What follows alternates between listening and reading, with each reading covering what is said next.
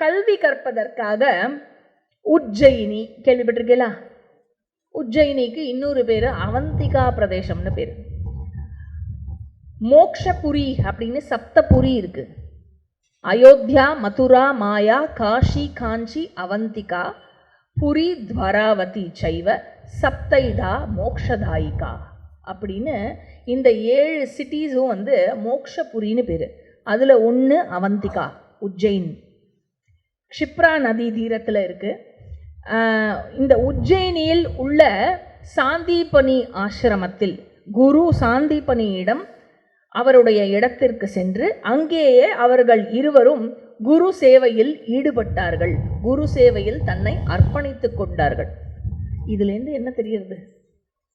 பகவான் அவதாரமாகவே எடுத்து வந்தாலும் குரு இல்லாமல் யாரும் படிச்சுடக்கூடாதே அப்படிங்கிறதுக்காகவே அவருக்கு யாராவது சொல்லித்தர முடியுமா என்ன? ஆனால் அவர் வந்து குரு இல்லாமல் யாரும் படிச்சுடக்கூடாது இல்லையா? அதனால் அவர் போய் குருவிடம் கல்வி கற்றார். எப்பொழுதும் சமய சடங்குகளில் ஈடுபட்டு கொண்டிருந்தார்கள் இந்த சகோதரர் இருவரும். ஆக்சுவலி இந்த இடத்துல சொல்லப்படலை, இல்லாட்டியும் உஜ்ஜைனில் வந்து ஒரு ப்ராக்டிஸ் இருக்குது, ஒரு ட்ரெடிஷன் இருக்குது. அதாவது உஜ்ஜைன் வந்து யாருடைய ஸ்தானம், யாருடைய இடம்னா மகாகாலுடைய இடம். அது சிவஸ்தலம். அது அந்த இடத்துல கிருஷ்ணர் போய் படிக்கிறார் இல்லையா? ஏன் கிருஷ்ணர் போய் படித்தார் அப்படின்னா அது பெஸ்ட் ஸ்கூல். அதனால் அங்கே போய், ஏன்னா ராஜா வீட்டு பையனை எங்கே சேர்ப்பா, இது பெஸ்ட் ஸ்கூலு, அங்கே தானே சேர்ப்பா. ஸோ நேச்சுரலி சாந்திபினி ரொம்ப பெரிய டீச்சராக இருக்கணும். கிருஷ்ணர் அந்த இடத்துக்கு வந்தார் அப்படின்னு கேள்விப்பட்ட உடனே மகேஸ்வரன் என்ன பண்ணாராம்? This is a legend as per Ujjaini tradition. சரியா? உஜ்ஜயினி மகாகாலேஸ்வர் கோவிலில் சொல்லப்படுற புராண கதை இது. என்ன சொல்லப்படுறதுனாக்க, கிருஷ்ணர் வந்து படிக்க வந்த உடனே, சாந்திபனி குரு கிட்ட படிக்க வந்த உடனே மகாகாலேஸ்வர் அதை கேள்விப்பட்டு ஸ்ரீகிருஷ்ணனை பார்க்கும் ஆவல் கொண்டு அவர் சென்றாராம். உடனே அவர் கிளம்பி போன உடனே ஸ்ரீகிருஷ்ணரும் மகாகாலேஸ்வரும் ஒருவரை ஒருவர் சந்தித்து கொண்ட அந்த நாள் இருக்கு இல்லையா, ஹரிஹர மிலன் அப்படின்னு பேரு. ஒவ்வொரு வருஷமும் கார்த்திகை மாதம் சுக்ல ஏகாதசி அன்று இந்த ஹரிஹர மிலன் வந்து கொண்டாடப்படுறது உஜ்ஜயினில். அந்த ட்ரெடிஷன் படி என்னென்னா, இப்போது மீட் பண்ணும்போது கிருஷ்ணருக்கு ஏதாவது கொடுக்கணுமே அப்படின்னு நினச்சாராம் மகேஸ்வரன். அதனால என்ன பண்ணாராம், அவரோட கழுத்தில் இருந்த பில்வ மாலையை தூக்கி கிருஷ்ணருக்கு போட்டாராம். கிருஷ்ணரும் பதிலுக்கு வந்து அவருக்கு ஏதாவது கொடுக்கணும்னு சொல்லிட்டு தான் கழுத்தில் இருந்த துளசி மாலையை எடுத்து சிவனுக்கு போட்டாராம். அதனால் அந்த கார்த்திகை மாதம் சுக்ல ஏகாதசி அன்னைக்கு மகாகாலேஸ்வருக்கு துளசி மாலையும் ஸ்ரீகிருஷ்ணருக்கு பில்வ மாலையும் சாத்தப்பட்டு வருகிறது. உஜ்ஜயினியில் 64 பகல் 64 இரவுகள். இந்த டைம்ல பலராமரும் கிருஷ்ணரும் சேர்ந்து 4 வேதங்கள் 6 அங்கங்கள் அதோட சேர்ந்து கந்தர்வ வேதம், ஓவியம், கணிதம் இதெல்லாத்தையும் அனைத்தையும் கற்று முடித்தார்கள். இனி கற்பதற்கு பாக்கி இல்லாமல் கற்று முடித்தார்கள். அதிலேயே 12 நாட்கள் அதுக்கப்புறம் 12 நாட்கள் யானை குதிரை பயிற்சி பெற்றார்கள். அதுக்கப்புறம் என்ன செய்தார்கள்? எதுக்கு இந்த மாதிரி கணக்கெல்லாம் சொல்றார் பீஷ்மர் அப்படின்னா, இதெல்லாம் ஹியூமன்லி இம்பாசிபிள். எவ்வளோ பெரிய ஆளு அவர் வந்து சாக்ஷாத் அவதாரம், சாக்ஷாத் பரபிரம்மஸ்வரூபம். அவருக்கு கொடுக்காம முதல் மரியாதை நீ யாருக்கு கொடுக்க போற அப்படிங்கிறத தான் திரும்ப திரும்ப சொல்லிட்டு இருக்கார். அதுக்கப்புறம் தனுர்வித்யா கத்துக்கிறதுக்காக குரு சாந்திபனியிடம் திருப்பி சென்றாராம். 50 பகல் மற்றும் 50 இரவுகளில் தனுர்வித்யாவை அதனுடைய முழு ரகசியங்களுடன் கற்று முடித்தார். கல்வி முடிந்ததுக்கு பிறகு குரு சாந்திபனி வந்து குரு தட்சணை அளிக்குமாறு கட்டளையிட்டார். பகவான் ஸ்ரீகிருஷ்ணனிடம் சொன்னார். என்ன சொன்னார்னா, என்னுடைய மகன் பிரபாச க்ஷேத்திரத்தின் கடற்கரையில் குளித்து கொண்டிருந்தான். அப்பொழுது திமி என்ற ஒரு நீர்வாழ், திமி என்றாலே நீர்வாழ் உயிரினம், அதாவது ஜென்ரலி வெரி லார்ஜ் சி அனிமலுக்கு திமி அப்படின்னு திமிங்கிலம்னு சொல்லுவோம் இல்லையா, அது மாதிரி திமி. ட்ரெடிஷ்னலி வந்து அது பஞ்சஜனாசுரன் அப்படின்னு சொல்லப்படுற ஒரு அசுரன். இந்த இடத்துல இந்த தாட்சிணாத்திய பின்னடைவில் அந்த பெயர் குறிப்பிடப்படவில்லை. பட் புராணங்களில் அந்த பேர் தான் சொல்லப்பட்டிருக்கு. அந்த பஞ்சஜனாசுரன் அப்படிங்கிறவன் என்ன பண்ணான், இந்த குழந்தைய உள்ளே இழுத்து கொண்டான். இந்த பையனை உள்ளே இழுத்து சென்று அவனுடைய உடலை தின்று விட்டு இவன் இது பண்ணிட்டான், ஃபுல்லாக அந்த குழந்தைய கொன்னுட்டான். என் மகன் அந்த அசுரனால் இறந்து போனான். இறந்து போன என்னுடைய மகனை மீண்டும் உயிர்ப்பித்து நீ கொண்டு வர வேண்டும் கிருஷ்ணா, அதுதான் நீ எனக்கு கொடுக்க வேண்டிய குருதட்சிணா அப்படிங்கிறார். குருதட்சிணா பாருங்க எப்படி இருக்குன்னு. துரோணர் என்ன குருதட்சிணா கேட்டார்னு தெரியும், ஞாபகம் இருக்கு இல்லையா? என்ன கேட்டார்? துருபதனை அரெஸ்ட் பண்ணுன. அதுவே சாதாரணமானவா செய்யக்கூடிய விஷயம் இல்லை இல்லையா? உத்தங்கருக்கு கொடுக்கப்பட்ட குருதட்சிணா ஞாபகம் இருக்கா? பௌஷ்ய மன்னன், பௌஷ்ய ராணியினுடைய காது குண்டலங்கள் வேணும்னு கேட்டார். அதுவே கொஞ்சம் கஷ்டம்தான். அதை விட கஷ்டம் துருபதனை அரெஸ்ட் பண்ணி கொண்டு வருது. ஈஸ்வரனால மட்டும்தான் பண்ண முடியும், இறந்து போன ஒருத்தரை மீட் எடுத்துட்டு வருது இல்லையா? அதனால இதை சொல்லிவிட்டு, இதை சொல்லி முடிக்கும் போதே சாந்தீபனிக்கு நெஞ்செல்லாம் அடைச்சு துயருற்று அவர் விழுந்து விட்டார், கீழே மயங்கி கீழே விழுந்து விட்டார். மனிதர்களால் மட்டுமின்றி 3 லோகத்திலும் இதை செய்து முடிப்பதற்கு யாருமே கிடையாது. அப்பேற்பட்ட கடினமான ஒரு காரியத்தை நிறைவேற்றுவேன் என்று ஸ்ரீகிருஷ்ணன் சபதம் எடுத்தான். சாந்தீபனியின் மகனை கொன்ற அந்த அசுரனுடன் போரிட்டு அவனை கொன்றான். அந்த மகன் யமலோகத்திலிருந்து கிருஷ்ணனினுடைய அருளால் மீண்டு அதே உடலுடன் உயிர் பெற்று திரும்பி வந்தான். சாத்தியமற்ற, கற்பனைக்கு எட்டவே எட்டாத மிகவும் அற்புதமான இந்த விஷயத்தை கண்டு அனைத்து உயிரினங்களும் திகைத்து போயினர். எப்படி அப்பா இது முடியும் அப்படின்னு.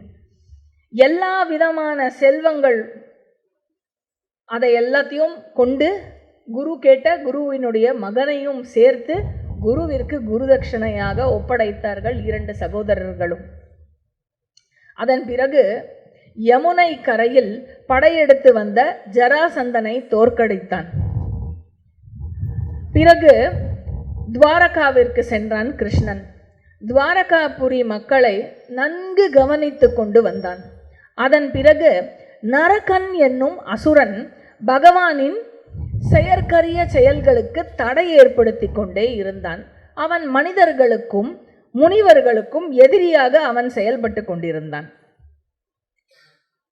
அவன் பூமிகாவினுடைய மகனாக இருந்ததனால், பூமாதேவியினுடைய மகனாக இருந்ததனால் அவனுக்கு பௌமாசுரன் என்ற பெயரும் இருந்தது.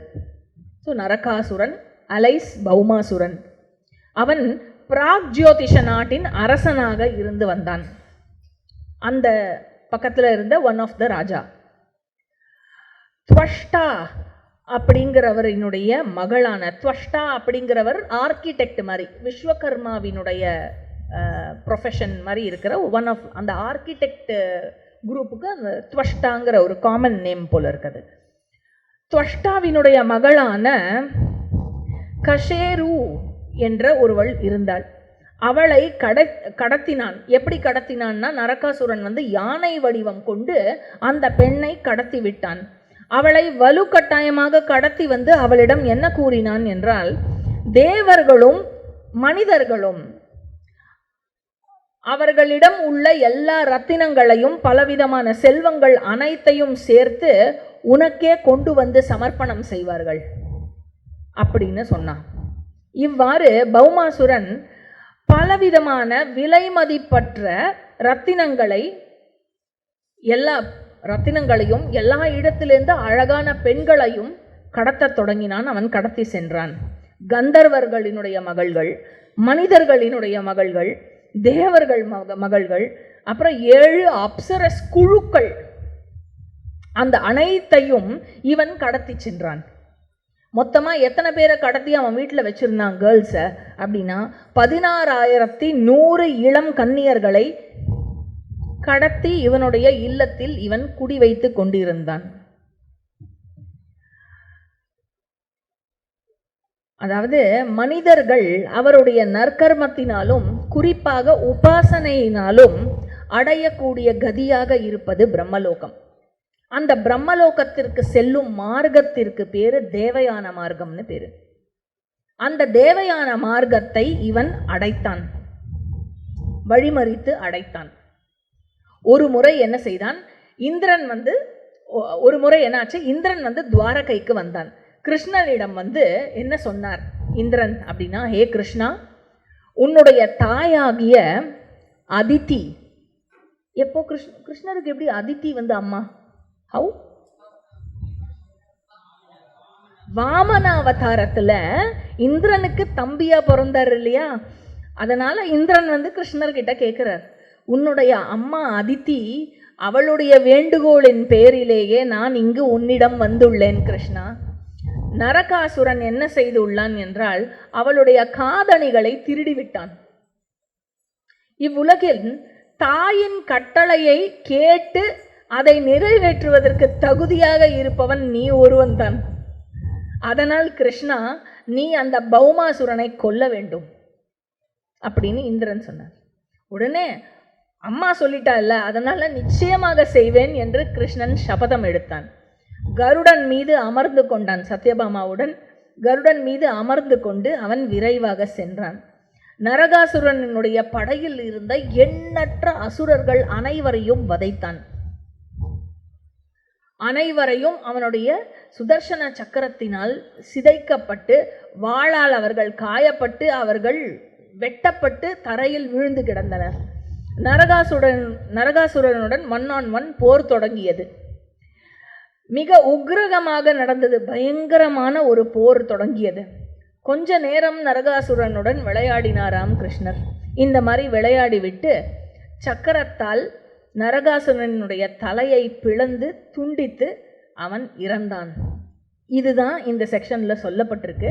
தோ புராணத்துல இதனுடைய விரிவான கதை என்ன அப்படின்னா, நரகாசுரன் பெற்ற வரம் எது அப்படின்னா, ராவணன் வந்து மனிதர்களால் தான் நான் கொல்லப்பட வேண்டும் என்ற செருக்கு கொண்டிருந்த மாதிரி, நரகாசுரன் வந்து பெண்களால் தான் நான் பெண்ணை தவிர யாரும் என்னை கொல்ல முடியாது அப்படின்னு வரம் பெற்றிருந்தான். அதனால நரகாசுரனுடைய வதத்துல வந்து பெண் இல்லை, அம்மாவால் தான் கொல்லப்பட முடியும். இன்னொரு அசுரன் வருவான், அவன் தான், நான் அதுக்கு மாற்றி சொல்லிட்டேன். ஸோ அம்மாவால் தான் நான் கொல்லப்பட முடியும் அப்படின்னு வரம் வாங்கினதுனால ஐ எம் இம்மார்டல் அப்படின்னு ஒரு செருக்குடன் அலைந்து கொண்டிருந்தான். பூதேவியினுடைய ஸ்வரூபமாக இருந்த சத்யபாமா, இந்த வாரில் வந்து சத்யபாமாவோட ரோல் வந்து ரொம்ப ரொம்ப குரூஷுவல். இங்கே விரிவாக சொல்லப்படாட்டியும் புராணங்களில் வர கதை அது. கிருஷ்ணர் வந்து மயங்குற மாதிரி, ஏன்னா சத்யபாமா வந்து ஃபைட் பண்ண ஆரம்பிக்கணுமே அவனோட, அதனால் கிருஷ்ணர் மயங்கி விழுற மாதிரி ஒரு ட்ராமா பண்ணி உடனே சத்யபாமா இது தனுஷ் எடுத்துட்டு அவள் வந்து போர் புரியறா. கிருஷ்ணர் தான் வந்து சுதர்சன சக்கரத்தினால் தலையை சிதைத்தார் அப்படின்னு இருந்தாலும் சத்யபாமா விட்ட அம்புனால் தான் அவன் இறந்து போகிறான், அந்த ஷூட் பண்ண ஆரோனால தான். ஸோ அப்படி தான் வந்து ஃபைனலி நரகாசுரனுடைய வதமானது ஏற்படுது. பூதேவி தோன்றுகிறாள். பூதேவி கிருஷ்ணரிடம் சொல்றார், பெருமானே, இவனை பெற்றெடுத்ததே நீங்கள்தான், நீங்களே இவனை கொன்று விட்டீர்கள். இவனினுடைய சந்ததியினரை நீங்கள் தான் இப்பொழுது பேணி வளர்க்க வேண்டும். உடனே என்னதான் இருந்தாலும் பையன் செத்து போயிட்டான் இல்லையா, அம்மாவுக்கு வந்து எப்படி இருக்கும். அதனால கிருஷ்ணர் வந்து சொல்றார், உன்னுடைய இந்த மகன் தேவர்கள், முனிவர்கள், முன்னோர்கள், மகாத்மாக்கள் அனைவரினுடைய கோபத்திற்கும் ஆளாகி வந்தான்.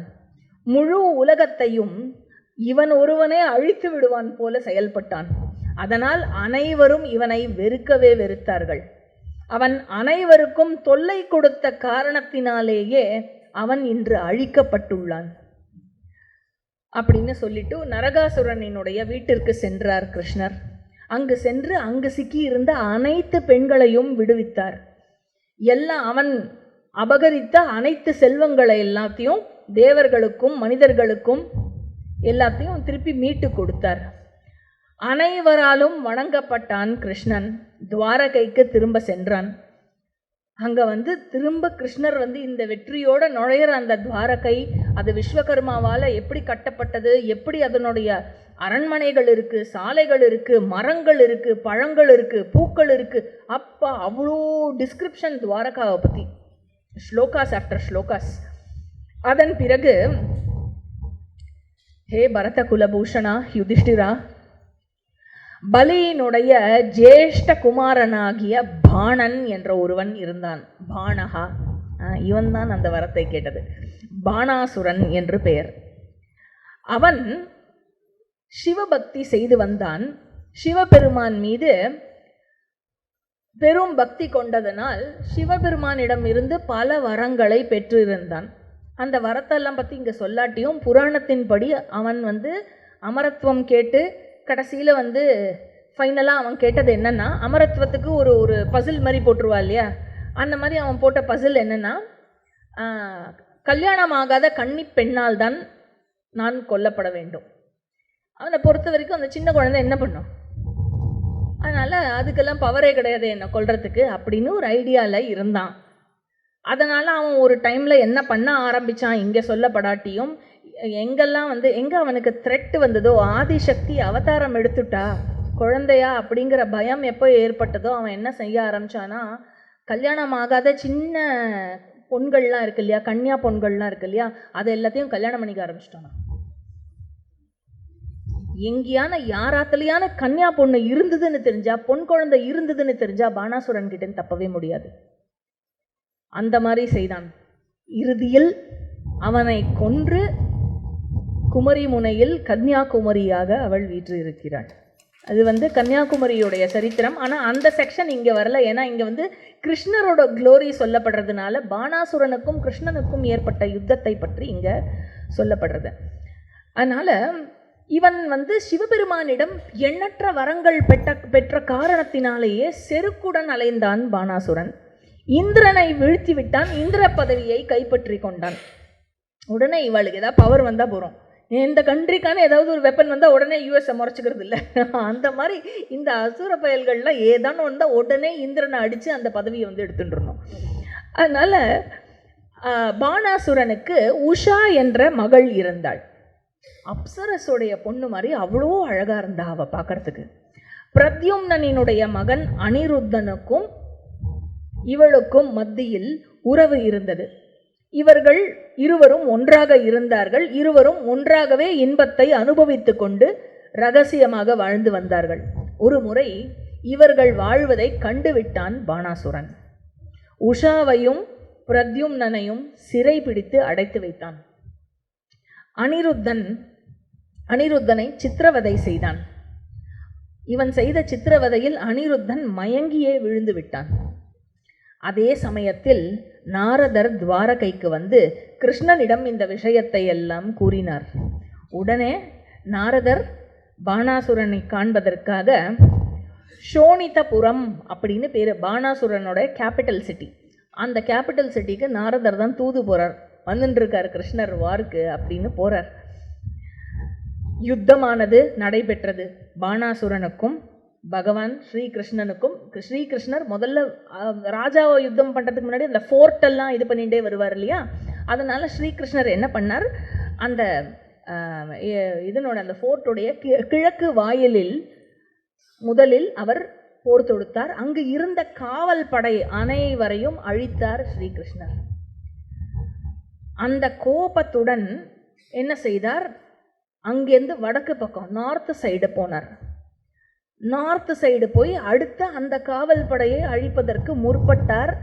வடக்கு வாயிலில் அந்த படைக்கு தலைவனாக, அந்த கோட்டையினுடைய வடக்கு வாயிலுக்கு காப்பாளியாக இருந்தது யார் தெரியுமா?